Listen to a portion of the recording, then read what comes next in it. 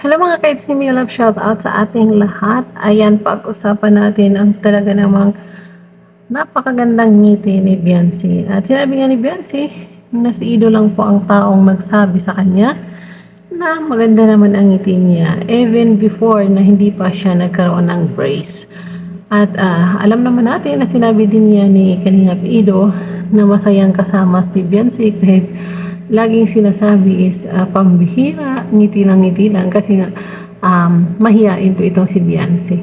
So sa ganung paraan, sa pangiti-ngiti ni Beyonce ay napighani or mas nagustuhan ni Kalingap Ido at masaya siya. And napatunayan din natin na talagang yung mga sinasabi ng mga bashers na mawawala kasi ganito, ganyan.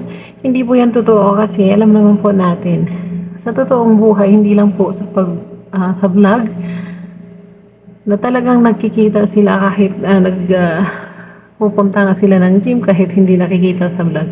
Katunayan po kahapon po, mga bandang alas 3, nakita po sila ni Dr. Love na pumunta nga si Ido doon kay Beyonce at sinundo ito.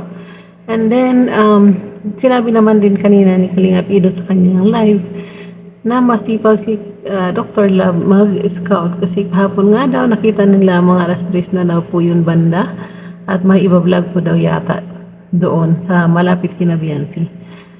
So yun, at napatunayan din natin, di ba, nung sinabi niya doon sa part 48 yung nagpapasalamat siya, lalong-lalo na kay Ido.